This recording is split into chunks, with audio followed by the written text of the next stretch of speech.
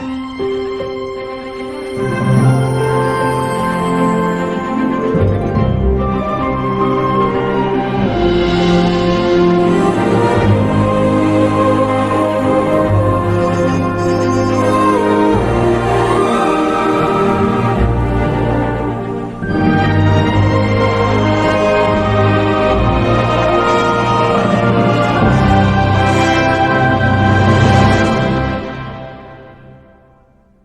Hello and welcome back once again to your own channel Judicious. आज से हम एक नए सब्जेक्ट प्रिंसिपल्स ऑफ मैनेजमेंट पर डिस्कशन स्टार्ट करेंगे। इस सब्जेक्ट का यूनिट नंबर 1 जिसका टाइटल है नेचर ऑफ मैनेजमेंट, उसके पहले दो टॉपिक्स जो कि हैं मीनिंग ऑफ मैनेजमेंट और next is definitions of management, उसको हम आज के सेशन में कवर करेंगे। शुरुआत करेंगे पहले बेसिक क्वेश्चन से कि आखिर मैनेजमेंट होता क्या है, व्हाट डज मैनेजमेंट मीन। हम अपनी डे टू डे लाइफ में ये वर्ड यूज करते हैं, अपने दोस्तों से बोलते हैं कि यार ये चीज मैनेज कर ले, या फिर इस जगह का मैनेजमेंट बहुत अच्छा नहीं है, मैं कुछ चीजें मैनेज नहीं कर पा रहा हूं। तो आखिर बिजनेस के कंटेक्स्ट में अगर हम देखें तो मैनेजमेंट वर्ड का एक्चुअल मतलब क्या है। देखिए, पहले तो ये समझना बहुत जरूरी है कि बिजनेस जब कोई भी व्यक्ति करता है तो उससे रिलेटेड बहुत सारी एक्टिविटीज होती हैं, चाहे वो फाइनेंस से रिलेटेड एक्टिविटीज हो, चाहे मार्केटिंग से रिलेटेड एक्टिविटीज हो, चाहे प्रोडक्शन की एक्टिविटीज हो, एचआर की कुछ एक्टिविटीज हो सकती हैं एंड सो ऑन। तो मैनेजमेंट एक्चुअल में क्या है, इन सारी एक्टिविटीज का ऑर्गेनाइजेशन और इनका आपस में कोऑर्डिनेशन करना, वही मैनेजमेंट है।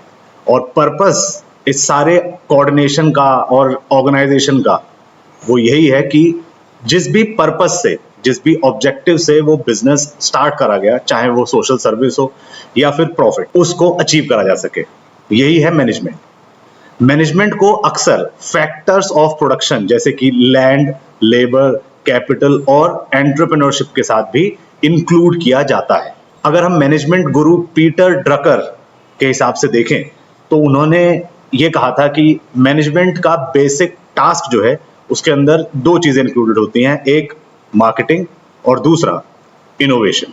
आजकल जो हमारी मॉडर्न मैनेजमेंट की प्रैक्टिसेस हैं वो ओरिजिनेट कहां से हुई? वो ओरिजिनेट हुई थी English statesman sir Thomas More की स्टडी से ये प्रैक्टिसेस ओरिजिनेट हुई, जो कि इन्होंने 16th सेंचुरी में करी थी। कुछ ऐसी एंटरप्राइजेस, ऐसी ऑर्गेनाइजेशंस, ऐसी कंपनीज के ऊपर जो फेलियर साबित हुई बाद में, या फिर उनकी एफिशिएंसी उतनी अच्छी नहीं थी। तो आज के ज़माने का जो मॉडर्न मैनेजमेंट है, जो मॉडर्न मैनेजमेंट की प्रैक्टिसेस हैं, वो एक्चुअल में उस स्टडी का ही रिजल्ट है, यानी कि उस स्टडी से ही वो ओरिजिनेट हुई है। मैनेजमेंट के अंदर काफ़ी इंटरलॉकिंग फंक्शंस होते हैं जो कि आपस में मिलकर एक कॉर्पोरेट पॉलिसी बनाते हैं, और इनका काम होता है planning, organizing, controlling and directing. और किस चीज को ये प्लान, ऑर्गेनाइज, कंट्रोल या डायरेक्ट करते हैं? ऑर्गेनाइजेशंस की रिसोर्सेज को, चाहे वो ह्यूमन रिसोर्स हो चाहे कैपिटल रिसोर्स हो। और किस पर्पस से? कि जो ये कॉर्पोरेट पॉलिसी इन्होंने बनाई उसका ऑब्जेक्टिव्स को अचीव कर पाए। अब आप देख रहे होंगे कि मैंने इन वर्ड्स को अंडरलाइन कर रखा है, planning, organizing, controlling and directing. क्यों? क्योंकि आगे अब जब हम डेफिनेशंस पढ़ेंगे, कुछ ऐसे स्कॉलर्स की डेफिनेशंस होंगी जिन्होंने इन वर्ड को अपनी डेफिनेशन में, मैनेजमेंट की डेफिनेशन में एज इट इज यूज कर रखा है। आइए देखें। तो अगर हम डेफिनेशंस देखें कि आखिर मैनेजमेंट की डेफिनेशन क्या है, क्योंकि मैनेजमेंट एक मल्टी फेसेटेड कॉन्सेप्ट है, तो अलग अलग एक्सपर्ट ने मैनेजमेंट को डिफरेंट तरीकों से डिफाइन करा है। आज इस सेशन में हम कुछ इंपॉर्टेंट नोटेबल डेफिनेशंस को डिस्कस करेंगे। सबसे पहले आती है हेनरी फेयोल की डेफिनेशन। उन्होंने मैनेजमेंट को डिस्क्राइब कैसे करा कि management is to forecast and plan, to organize, to command, to coordinate and to control. अब इस डेफिनेशन से आज कल के हमारे स्टूडेंट्स को क्या समझ में आता है, क्या पॉइंट टू रिमेंबर होना चाहिए उनके लिए, कि हेनरी फेयोल ने अपनी डेफिनेशन में, जब उन्होंने मैनेजमेंट को डिफाइन करा, उन्होंने मैनेजमेंट के फंडामेंटल फंक्शंस जो हमने अभी पिछली स्लाइड पर देखे, प्लानिंग, ऑर्गेनाइजिंग, कोऑर्डिनेटिंग, कंट्रोलिंग, उन सब सारे फंक्शंस को, मैनेजमेंट के फंक्शंस पर इन्होंने अपनी डेफिनेशन में ज्यादा एम्फेसिस दिया और एक स्ट्रक्चर्ड अप्रोच की इंपॉर्टेंस को हाईलाइट करा। अगली डेफिनेशन आती है बाय पीटर ड्रकर। इन्होंने बोला management is doing things right, leadership is doing the right things.